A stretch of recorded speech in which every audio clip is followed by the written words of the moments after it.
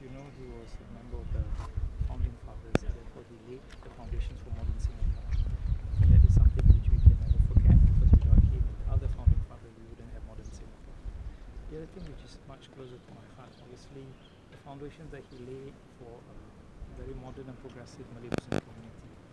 Through his effort, he was able to develop AMLA, which allowed us to not only create MIS but also bring MIS, Syarikat dan RMM together as key institutions within the Muslim group to allow us to live a very vibrant and social religious life. And of course, his contribution together with the late Mr. to develop the Mosque Building Fund, which allows us today to build 26 modern generation mosques in all the heartlands. So these are the two things that I would remember him for. But more importantly, I think what I will remember him personally for is the way he's able to balance his role as both a community leader and a national leader.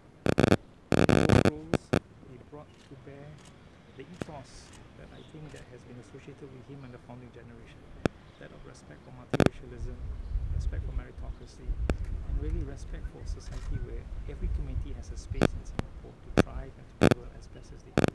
I think that is something which I remember him fondly for.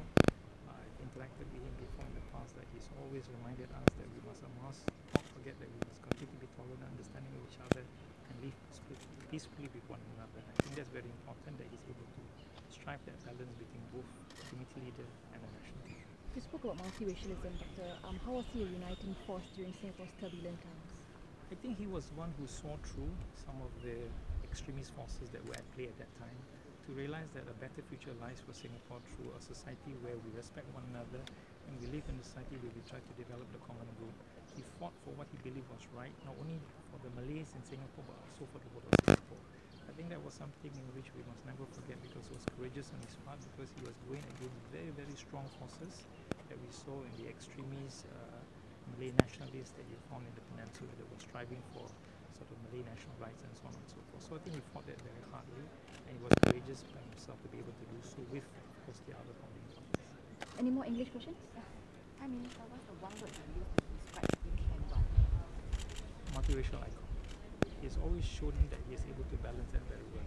You see the way he interacted with others at ease. He was comfortable with people from different backgrounds. It is his life. The way he does work, the way he interacts, the way he communicated, that was the ethos that he carried through. Malay sampai. Okay, abang.